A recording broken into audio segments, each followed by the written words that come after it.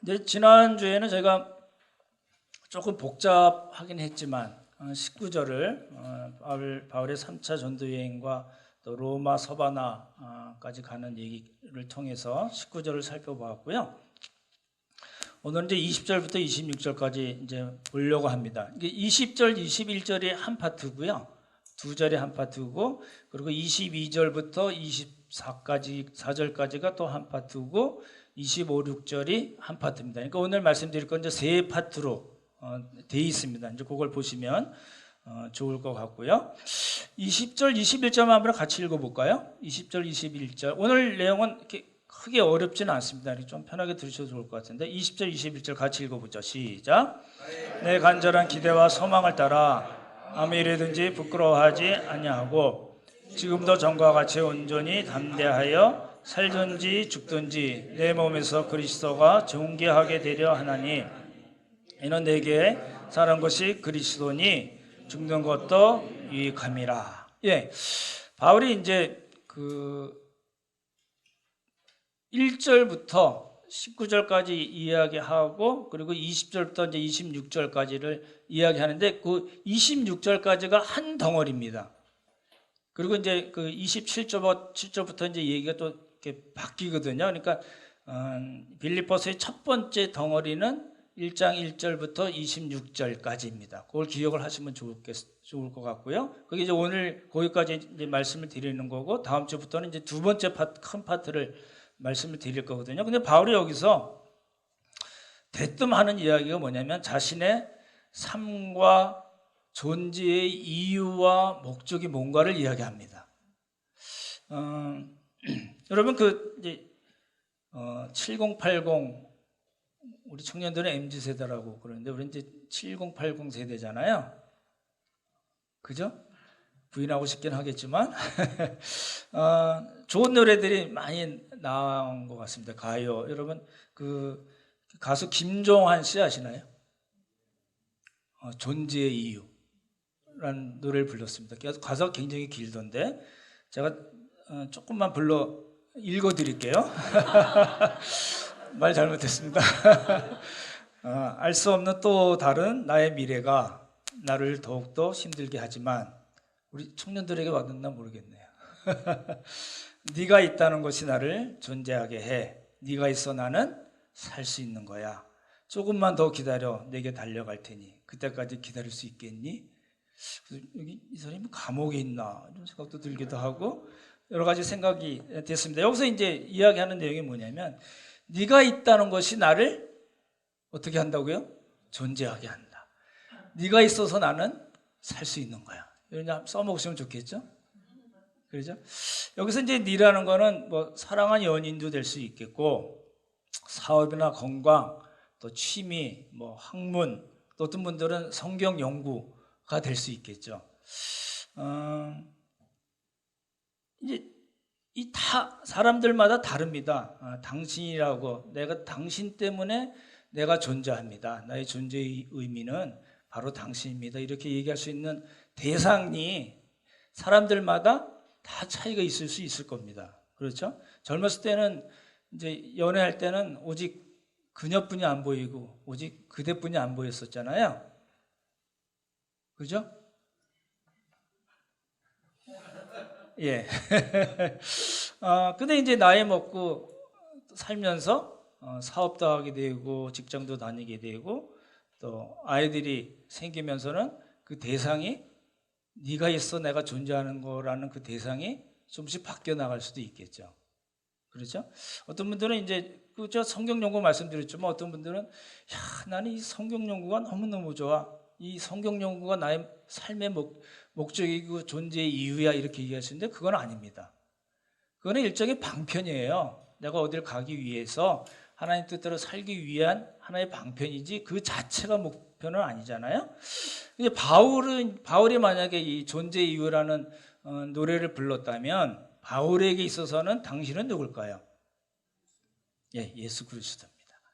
이제 빌립보서 내용이 다 그거예요. 21절 한번 보시기 바랍니다.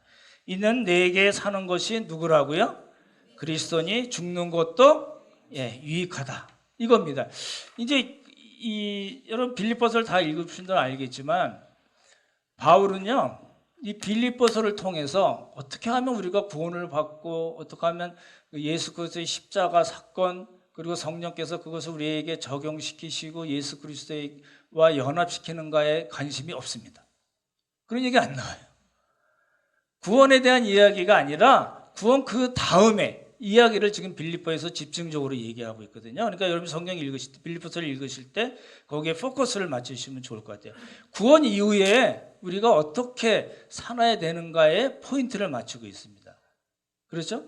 그러니까 그거를 잘 보시면 좋을 것 같습니다. 제가 여러분에게 여쭤본다면 여러분 사는 목적이 뭔가요? 여러분의 존재의 이유와 목적이 뭔가요? 여러분을 존재케 하는 그런 가장 큰 원동력은 뭔가요?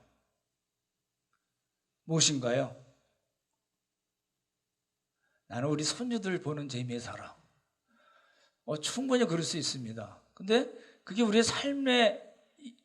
존재의 이유와 목적으로 하나님께서 주신 건 아닙니다.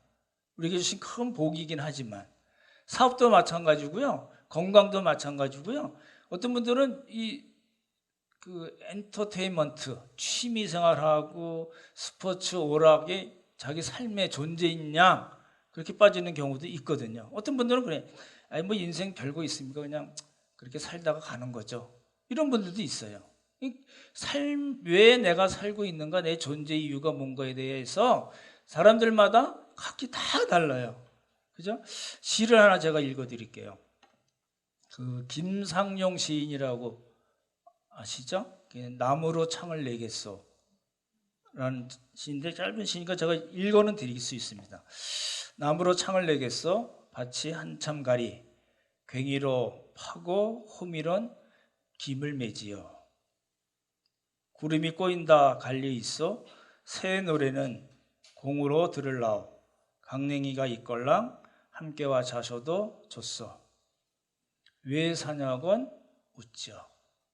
이런 시입니다. 1902년에 태어나서 1950년에 사망했다 그러니까 30 초반에 이제 발표한 시입니다. 여기 이제 제가 국어는 잘 못해서 여러분 이제 인터넷 같은 데 보시면 다 이제 설명도 나와 있고 그렇더라고요. 그러니까 이제 이 시인이 노래한 거는 뭐냐면 조그맣게 밭농사 짓고 내 분수에 맞게 만족하면 살겠다. 이런 이야기예요. 안분지족이라고 그럽니다. 안분지족이란 말이 뭐냐면 편안한 마음으로 분수를 지키면서 만족할 줄 아는 삶을 이제 가르쳐서 안분지족이라고 그럽니다. 그렇게 얘기했어요. 이제 구름이 꼬인다 갈리 있어. 구름이란 건 여기는 이제 일종의 세상이 나를 유혹하는 여러 가지 것들을 유혹해도 나 갈 일이 없습니다. 난 자연에 묻혀서 이웃들과 함께 강냉이 먹고 유유자적한 삶을 사는 게 내 존재의 목적입니다. 난 이렇게 삽니다. 우리 TV에 자연인 많이 나오잖아요. 그리고 맨 마지막에 이제 이야기가 그거잖아요. 왜 사냐고 묻거든 그냥 웃지요. 라고 이제 이 시인은 이제 이 얘기를 한 겁니다. 이게 이제 찾아보니까요, 이게 이 김상용 시인이 독창적으로 자기가 만든 시가 아니더라고요. 200의 시에 그런 이야기가 나온다고 그럽니다. 그래서 산중에서 속인들에게 세속을 사는 사람들에게 답한다. 뭐 그런 뜻이겠죠. 잠깐만 읽어드릴게요. 그대여 왜 산에 사는가 묻길래 웃으며 대답하느리 마음 한가롭네. 그러니까 웃으며 대답하지 않는다. 그걸 이제 한자로는 이제 소위부답입니다. 그렇게 얘기한 200의 시를 아마 김상용 시인이 모티브로 잡아서 이제 자연에 묻혀서 안분지족하고 유유자적하게 사는 삶. 그래서 왜 그렇게 사십니까? 라면 그냥 웃죠. 라는 걸로 이제 시를 쓴 것 같습니다. 이게 왜 오늘 성경 강의보다 왜 사냥건 하면 그냥 웃죠. 라는 게 이제 두 가지 해석이 가능하다는 것 같아요. 아까 말씀드렸듯이 이게 어디서 본 것 같아요? 안분지족. 이라는 뭐라 그러죠? 이거 족자 같은 거를 어디서 걸어놨는데 보신 적 있나요? 이게 기생충 영화에 나옵니다. 예, 나와요. 다시 보시면 그 가족의 이제 가훈 정도 되겠죠? 안분지족 이렇게 써 있습니다. 근데 이런 거죠. 이제 첫 번째 해석을 하면은 이제 자기 자신으로서는 최고의 삶을 그렇게 살고 있는데 누가 왜 이렇게 사냐고 묻는다면 나 사는 거 보면 알지 않겠어? 그 이유를 알지 않겠어? 내가 왜 이렇게 사는지 그런 뜻에서 왜 사냐건 어찌요라고 얘기했다고 볼 수도 있고, 두 번째는 이제 순전히 제 해석입니다. 이런 이야기예요. 당신도 인생 살아봐서 알지 않느냐? 인생 뭐 별거 없고 그저 순간순간 만족하면서 살면 그런 방법뿐이 우리가 더 이상 살 수 있지 않느냐? 그런 얘기예요. 선수끼리 뭘 물어봐? 알면서 뭘 물어봐? 이 얘기예요. 그럼 무슨 뜻일까요? 이 세상이 줄 수 있는 최고의 대답입니다. 왜 사냐고 존재 이유를 물을 때 세상이 줄 수 있는 최고의 대답은 그냥 나 이렇게 마음 편하게 안분지족하고 유유자적하게 살아. 그거면 되지 않겠어? 인생 뭐 별거 있어?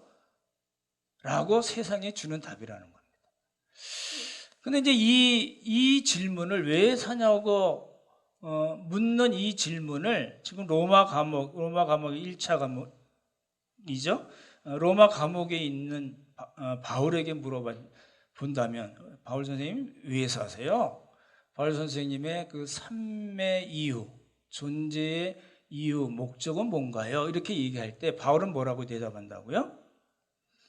그게 이제 오늘 본문입니다. 살든지 죽든지 뭐예요? 내 몸에서 그리스도가 존귀하게 하는 것. 그래서 내게 있어서는 사는 것도 그리스도고 죽는 것도 유익해요. 라고 바울은 얘기한 겁니다. 여러분 생각해 보십시오.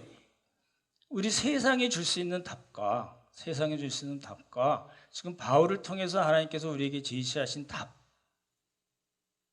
이게 이제 오늘의 주제입니다. 여러분 이제 어떤 걸 택하실런지는 여러분 마음입니다. 나는 김상용 시인이나 이백 같은 거 나한테 참 맞는 것 같아. 뭐 그러실 수도 있고 또 그렇게 실제로 그렇게 살 수도 있고 그렇지 않고 바울의 대답처럼 그리스도를 내 몸에서 존귀하게 하는 것이 내 삶의 이유고 내 존재의 목적입니다. 라고 이야기할 수 있어요. 근데 이제 어떤 걸 여러분이 선택을 하시든지 간에 그대로는 안 됩니다. 해보십시오. 한번 실험 삼아 해보세요.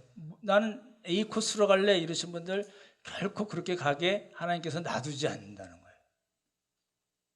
그럼 결국은 그리스도를 존귀하게 하는 그 성도의 삶으로 하나님께서 우리의 목표를 삼은 거예요. 다시 3장에서 말씀드리겠지만 그거는 뭐예요? 목표이신 표대이신 우리의 골이라고 그러잖아요. 삶의 골, 표대이신 분이 누구예요? 그리스도 예수라는 거예요.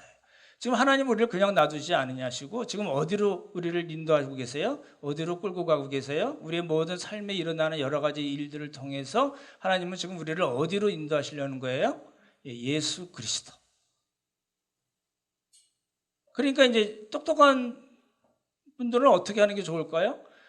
다른 코스 택했다가 돌고 돌아서 주여 손들고 옵니다 하는 게 나을까요? 아니 처음부터 예수 그리스도를 푯대로 삼아서 달려가는 삶이 좋을까요? 이런 거예요. 이제 말씀드렸듯이 어떤 삶에 여러분이 택하시든지 간에 그건 여러분 마음이에요. 근데 그렇게 된다는 법은 전혀 없습니다. 왜요? 하나님께서 우리의 삶에 들어오셔서 개입하셔서 간섭하시고 우리의 모든 환경을 통해서 우리를 예수 그리스도께로 인도하시는 분이기 때문에 그래요. 그러니까 지혜로운 사람은 처음부터 예수 그리스도를 푯대로 삼는 삶으로 사는 거예요. 그렇죠? 그렇게 사셔야지 될 것 같습니다.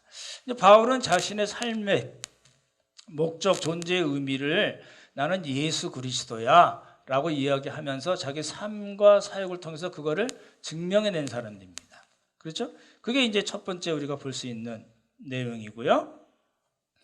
두 번째 파트는 22절부터 24절입니다. 우리 한번 같이 읽어볼까요? 22절부터 24절 같이 읽죠. 시작. 내일의 열매일진데 무엇을 택해야 할지는 나는 알지 못하노라. 내가 그 둘 사이에 끼었으니 차라리 세상을 떠나서 그리스도와 함께 있는 것이 훨씬 더 좋은 일이라. 그렇게 하고 싶으나 내가 육신으로 있는 것이 너희를 위하여 더 유익하리라.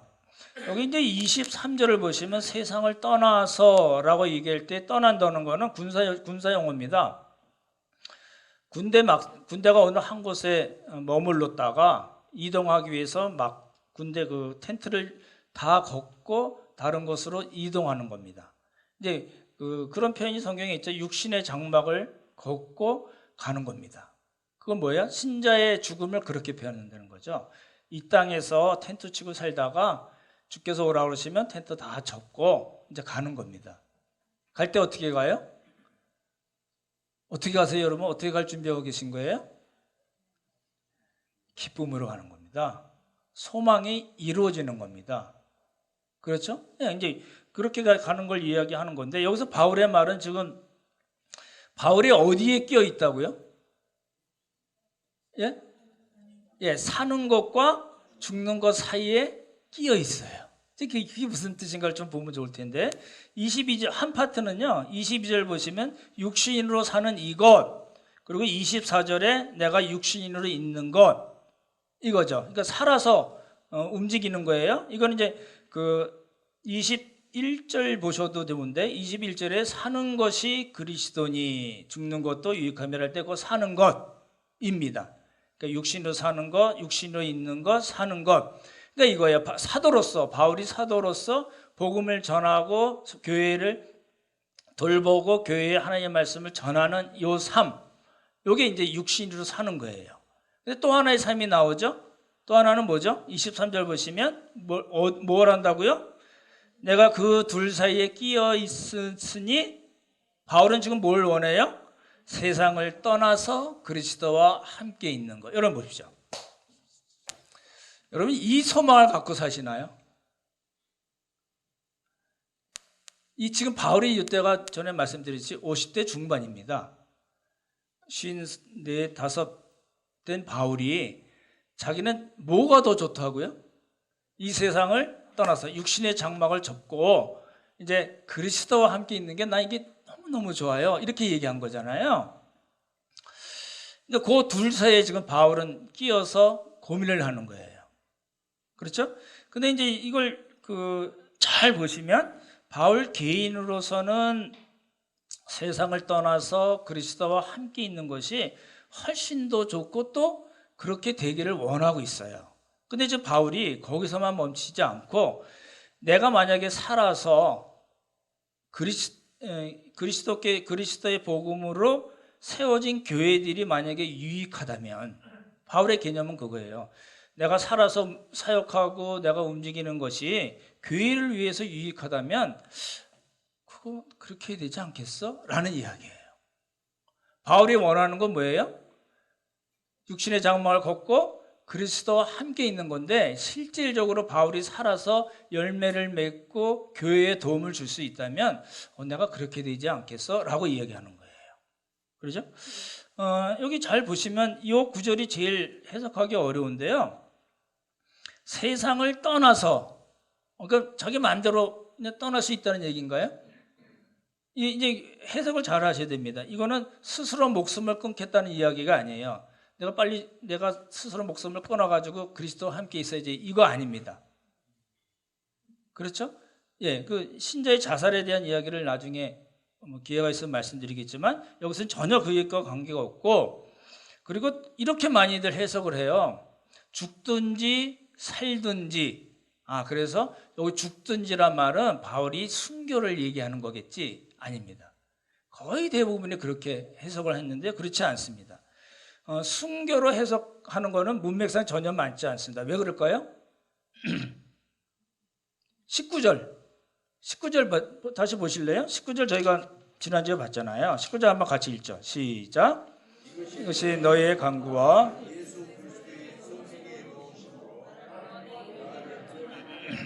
예, 여기 구원이라는 건 석방을 얘기합니다. 그렇죠? 그래서 내가 이제 투옥이 돼 있지만 나갈 거야 라는 확신을 갖고 있어요. 그게 뭘로 이루어져요? 바울이 성장하고 성숙함에 따라서 뭐라고 얘기해요? 여러분이 나를 위해서 기도하는 것과 그리스도의 성령님께서 나를 도와주셔서 내가 이제 나가는 거를 난 이제 알고 있습니다. 이렇게 얘기한 거잖아요. 그렇기 때문에 그 20절, 19절 미하에 나오는 죽는다, 뭐 이 세상을 떠나서 그리스도와 함께 있다, 이거는 순교를 얘기하는 것이 아닙니다. 바울은 지금 확정적으로 알고 있는 거예요. 성령께서 알려주셔서 이제 나갈 것을 다 알고 있는 상태에서 빌립보서를 이 얘기한 거거든요. 그러니까 이제 그렇게 표현하면 안 되고, 그리스도께서 만약에 존귀하게 되는 것이 내 삶의 목적과 존재의 이유이기 때문에 죽든지 살든지 라는 말은 무슨 뜻이에요? 또 내가 무엇을 선택해야 할지 몰라요 라고 얘기하는 거예요. 선택한다고 그대로 되는 거 아니잖아요. 그건 뭐예요? 수사학적인 표현이에요. 뭘 이야기하는 거예요? 그리스도께서 만약에 존귀하게 되고 교회의 유익이 된다면 난 죽든지 살든지 어느 것인지 관계없어라고 이야기하는 방식이에요. 이해가 되시나요? 이게 50 중반 먹은 사람, 사도 바울이 내가 죽든 살든지 죽든지 이 얘기는 뭐냐면 투옥이 되든지 순교하든지가 아니고, 그렇죠? 내가 석방이 되거나 또는 순교를 당하거나 이런 관점으로 보지 말라는 거예요. 그 얘기가 아니고 그리스도를 존귀하게 하고 교회의 유익이 되는 거라면 난 무엇이든지 난 다 그런 각오가 돼 있습니다를 그렇게 표현한 거예요. 내게 사는 것이 그리스도니 죽는 것도 유익하다. 똑같은 이야기고요. 내가 죽든지 살든지 죽든지 내 몸에서 그리스도가 존귀하게 되는 것을 나는 원합니다 라는 이해랑 다 똑같은 이야기예요. 그러니까 이제 바울의 아직 순교하려면 한참 걸립니다. 그렇죠? 네, 지금 바울은 그 이야기를 하고 있지 않습니다. 그렇죠? 안다, 주 안에서 확신한다 이런 표현을 썼었잖아요. 그래서 이제 석방이 되는 거는 기존 사실로 전제를 하고 하는 이야기이기 때문에 바울이 살든지 죽든지 해서 그 죽든지는 순교를 의미하는 것이 아닙니다. 그렇죠? 이제 그렇게 문학적인 표현을 썼다고 생각해야 되는 거고요. 그러니까 이제 바울의, 여러분 보십시오. 가끔 그런 그림 보잖아요. 바울의 두 뇌가 있으면 바울의 뇌 속에는 지금 생각 속에는 뭐가 들어가 있어요? 예, 그리스도, 복음, 교회입니다. 여러분의 대뇌 머리를 한번 까보실래요? 이렇게 두개골을 좀 이렇게 벗겨가지고. 그럼 여러분의 머릿속에는 뭐가 있으신가요?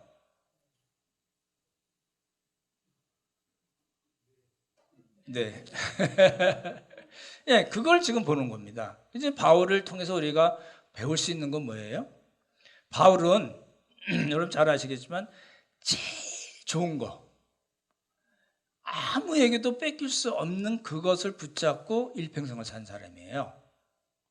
그 표현이 복음을 전하고 교회를 세우고 교회에게 하나님의 말씀을 전한 것으로 표현이 됐지만 어찌됐든 간에 바울은 그리스도라는 보물을 붙잡고 한평생을 사는 거예요. 그래서 이제 바울이 너희들이 나를 본받았으면 좋겠어 라고까지 이야기하거든요. 그렇죠? 그게 이제 두 번째 파트고, 세 번째는 뭐냐면 바울이 그렇게 얘기했잖아요. 자신의 존재의 목적, 이유와 목적은 그리스도를 존귀하게 하는 것이다. 근데 내가 지금 감옥에서 끼어 있어. 사는 것이 좋을까? 죽는 것이 좋을까? 내 개인적인 입장에서는 사는 것보다 그리스도께서 부르셔서, 하나님께서 부르셔서 내가 그리스도와 함께 있는 것이 너무나 나에겐 좋을 것 같은데 교회를 보니까 아닌 것 같아. 내가 교회를 위해서 더 일할 그런, 성도들을 위해서 일할 그런 시간을 하나님께서 주시는 것 같아요 라고 이야기하는 거거든요. 그렇죠? 그렇게 이해하고 세 번째는 뭐라고 얘기하냐면 그것의 결과를 이야기합니다. 25, 26절 보십시오. 같이 읽죠. 25절, 26절 시작. 내가 살 것과 너희의 믿음의 진보와 기쁨을 위하여 너희 무리와 함께 거할 이것을 확실히 아노니 내가 다시 너희와 같이 있으므로 그리스도 예수 안에서 너희 자랑이 나로 말미암아 풍성하게 하려 합니다. 여기도 또 뭐라고 나왔어요? 예, 너희 무리와 교회와 빌립보 교회와 또 다른 교회와 함께 있을 것을 뭐라고요? 확실히 압니다. 그렇게 얘기했잖아요. 그렇죠? 이게 지금 25절에 내가 살 것과 바울이 산다고 얘기했어요. 그리고 내가 너희와 함께 있을 거예요 라고 얘기한 건 뭘 의미해요? 그냥 석방을 의미하는 거죠. 석방을 이미 다 전제로 하고 이야기한 거고, 그렇죠? 그래서 바울에게는 이런 확신이 있지만 갈등이 또 생겼어요. 고민이 생겼어요. 나 그만 접고 하나님 나라 가면 제일 좋을 텐데, 이런 고민이 생겼다는 거예요. 근데 교회를 위해서는 내가 더 일을 해야 되는구나를 알았고, 그렇죠?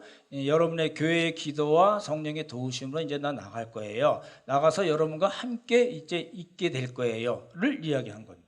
그렇죠? 그러니까 이거는 바울은 단순한 소망, 바람이 아니고 성령님을 통한 그런 확신이라는 겁니다. 그렇죠? 그걸 이제 이렇게 이야기했고 또 그대로 된 겁니다. 그렇죠? 그러면 이제 빌립보 교회를 다시 방문하면, 이제 빌립보 교회만 있었던 건 아닙니다. 로마에서 나와서 마게도냐, 빌립보, 데살로니가, 베레아도 다녔을 거고, 지난번에 말씀드린 에베소에도 갔죠. 디모데랑 같이 갔었잖아요. 그래서 에베소 장로들에게 밀레도에서 나 이제 여러분 못 볼 거예요. 그리고 서로 울고 부둥켜고 울고 난리 쳤는데 또 봤다고 말씀드렸잖아요. 그리고 이제 디도와 또 디도의 사역지로도 갔고, 여러 가지 많은 4, 5년 정도 로마에서 나와서 사역하다 또 붙잡혀서 그야말로 끝에는 이제 순교를 당한 거잖아요. 그럼 이제 바울이 빌립보 교회에 가면 어떤 좋은 결과가 있을까를 보면은요, 지난주에 말씀드렸죠. 빌립보 교회가 자신들에게 복음을 전해준 바울이 붙잡혔어요.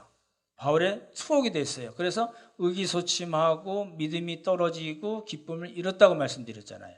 근데 지금 바울이 다시 석방에 대해서 나와서 자기들에게 갔을 때 뭘 갖고 오냐면, 첫 번째는 믿음의 진보예요. 따라해보세요. 믿음의 진보. 예, 그리고 기쁨을 회복하게 된다는 거예요. 믿음의 진보, 진보 비슷한 말 한번 나왔었는데요. 비슷한 말 한번 찾아보실래요?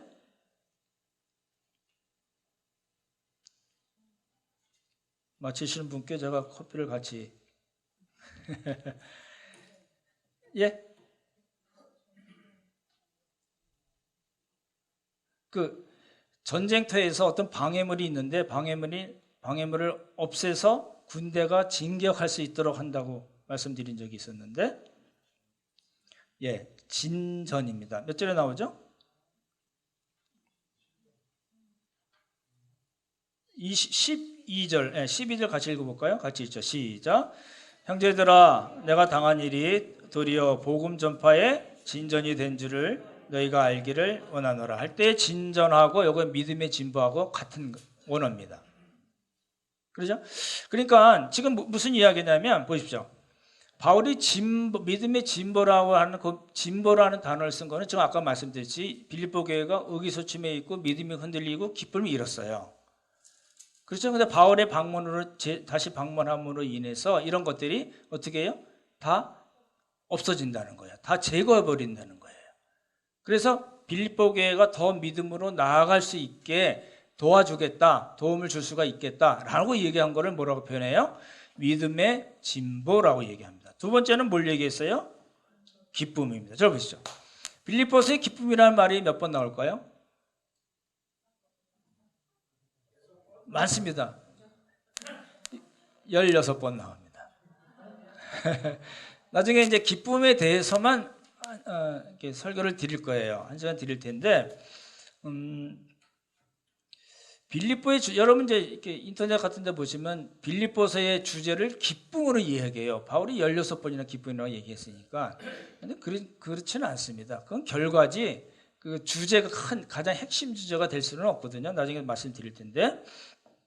어찌됐든 간에 믿음의 진보를 갖고 오고 기쁨을 다시 회복할 수 있겠다. 무엇으로요? 바울이 나와서 빌립보 교회와 함께 있을 때 말씀을 나누고 가르치고 자기가 여태껏 경험했던 모든 바를 이야기하고 자신의 삶과 사역 가운데 성령님께서 개입하시고 간섭하시고 역사하신 그런 이야기들을 들음으로써 빌립보 교회가 어떻게 된다고요? 예, 기쁨을 다시 회복할 수 있을 것이다. 그리고 이제 세 번째는 뭐냐면 자랑입니다. 보십시오. 몇 절에 나오나요? 26절 같이 한번 읽어볼까요? 같이 읽죠. 시작. 너희 자랑이 나로 말미암아 풍성하게 하려 함이라. 예, 빌립보 교회는요 일종의 이제 로마 식민지예요. 그래서 퇴역 군인들이 많이 있었던 곳입니다. 그래서 이제 유대인의 회당이 없었죠. 10명만 있으면 회당이 생기는데 없어가지고 이제 기도처 같은 데 나가서 루디아에게 또 여인들에게 복음을 전한 장면이 나오잖아요. 그러니까 로마 시민이라는 그런 아주 강한 프라이드를 가졌던 그런 도시가 빌립보거든요. 그렇죠? 근데 이제 그 빌립보라는 도시에 바울 팀이 들어와서 복음을 전함으로써 어떻게 돼요? 교회가 생겨났잖아요. 그러면 나는 로마 제국의 시민이야, 로마 황제가 나의 신이고 주야 라고 이야기하는 그 상황에서 지금 뭐가 생겨났어요? 하나님이 세우신 교회가 생겨났어요. 하나님의 세우신 교회에서의 특징은 뭐죠? 그리스도가 우리의 주인이세요. 그리스도가 우리의 왕이세요 라는 거예요. 그러니까 어떻게 돼요? 당연히 충돌이 생기죠. 당연히 충돌이 생기지 않겠어요? 근데 자기들에게 복음을 전하고 교회가 형성되게 한 그 바울이 로마 감옥에 갇힘으로써 이제 우리가 적구나라고 생각했을 거 아니에요. 그렇지 않다는 거예요. 믿음이 흔들릴 아무런 이유가 없고 기쁨을 잃어버릴 아무 이유가 없다라는 겁니다. 그렇죠? 그래서 이제 그 빌립보 교회에 다시 바울이 가면 봐라, 내가 갇혔으나 나왔고 여전히 우리의 주인은 로마 황제가 아니고 우리 예수 그리스도다라는 거를 온 빌립보 교회들이 이제 다시 재무장하게 될 거랍니다. 그럼 이 사람들에게 뭐가 일어나요? 예, 자랑이 일어난다는 겁니다. 예수 그리스도를 자랑하게 되는 사람. 그 이제 저 점심 시간에 이제 구내 식당, 우리 병원 식당에서 먹는데요. 의사들 넷이 앉아서 먹는데 한 번은 교회 다니신 분이고, 우리 병원장님도 영락교회 다니시고 믿고 한 번만 안 믿으시는데 이제 기도를 이제 하잖아요. 식사 기도를 하잖아요. 저는 항상 이렇게 보거든요. 식사 기도가 여러분 잘 생각해 보십시오. 너무 짧다고 혹시 생각 안 하시나요? 여러분 아멘 이러고 식사하시나요? 어떠세요? 나는 식사 기도 1분 한다. 손 들어 보십시오. 예, 나는 딱 10초. 뭘 그렇게 길게 해? 아니에요. 그러면 안 돼요. 여러분 자랑하셔야 돼요. 그렇지 않나요? 자랑하세요. 예수 그리스도를 자랑하는 사람들이에요. 우리는. 우리 주인이 로마 황제가 아니에요. 그래서 당신 여러분 잘 아시죠? 황제 숭배 사상이 있었잖아요. 로마 동정 같은데 다 그 얘기거든요. 근데 지금 바울이 다시 빌립보 교회를 세워서 그들에게 가득 풍성하게 하기를 원하는 것은 그리스도에 대한 자랑이라는 거예요. 그렇죠? 그리스도를 존귀하게 하는 사람이니까 당연히 그 바울이 그 복음을 전해서 세워난 교회 역시 그리스도를 존귀하게 하고 그리스도를 자랑하는 교회에 돼야 되잖아요. 그렇죠? 저랑 같이 식사하는 중 한 분은 이렇게 기도합니다. 몇 년을, 4년을 지금 누르고 계시네. 어떡하겠다. 정말 그러세요. 제가 한번 얘기를 드릴까 그러다가 잘릴까봐 말씀 못 드리고 있는데, 아니, 여러분 그리스도를 우리는 어떻게 한 사람들이에요? 자랑하는 사람들이에요. 왜 자랑해요? 그분만이 우리의 주인이시고 그분만이 우리의 구원자시잖아요. 우리 삶의 주인이시잖아요. 우리가 어떤 일을 당하든지 간에 그분께서는, 예수 그리스도께서는 우리를 성령을 통해서 다시 일으켜 세우시고, 자빠져도 일으켜 세우시고, 좌절해도 다시 일으켜 세우시고, 표대이신 예수 그리스도로 달려가게 하시는 분이기 때문에 우리는 자랑해야 됩니다. 손주 손녀만 자랑하지 마시고, 그렇죠? 예수 그리스도 자랑하는 우리 모두가 되기를 예수님의 이름으로 축원합니다. 그럼 이제 오늘 이제 이 20절부터 26절까지의 그 세 부분의 말씀이 우리에게 주는 메시지는 뭐냐는 거예요. 이런 다 아까 처음에 말씀드렸잖아요. 누가 여러분에게 왜 사세요? 당신의 존재의 이유는 뭡니까? 라고 이야기하면 여러분 어떻게 대답하실 거예요? 딱 두 가지예요. 그냥 이 아까 김상영 시인처럼 소이부답 이백처럼 왜 사냐건 그저 웃죠. 그런 분도 있을 수 있죠. 근데 결국은 두 가지예요. 나만을 위한 이기적인 삶을 살 건가? 아니면 그리스도를 존귀하게 하는 삶을 살 건가? 라는 겁니다. 두 가지예요. 결국은 두 가지예요. 그렇지 않겠습니까? 근데 요게요, 잘 보십시오. 오해를 하는 경우가 있어요. 그리스도를 존귀하게 하는 삶과 나를 위한 삶은 상충하지 않습니다. 둘 중에 하나를 선택해야 될 그런 문제가 아닙니다. 많은 분들이 거기서 속아가요. 그렇지 않고요. 그리스도를 존귀하게 하는 삶을 우리가 만약에 살다 보면 내가 왜 사는지, 내가 왜 존재하고 내 인생의 목적이 뭔가가 사실은 점점 더 분명해진다는 겁니다. 그게 나를 위한 삶으로 가는 거예요. 삶의 방향이 제대로 잘 잡히고요. 삶의 방향이 잘 잡히는데 그렇게 가다가 생겨나는 많은 문제가 있잖아요. 이 많은 문제는 내가 방향을 제대로 잡고 예수 그리스도께서 나를 인도하시기 때문에 이 많은 문제가 나를 다시 뒤집어서 백해가지고 원위치 시키지 않는다는 거예요. 그렇게 갈 이유가 없다는 것을 알게 하는 거예요. 그렇기 때문에 그리스도를 존귀하게 하는 삶으로 우리의 삶의 방향을 잡으면 우리 그 인생 길 가운데 생겨나는 수많은 문제들이 그걸로 해결할 수 있다는 거예요. 내가 가는 길이 맞지. 그런 확신이 있는 거예요.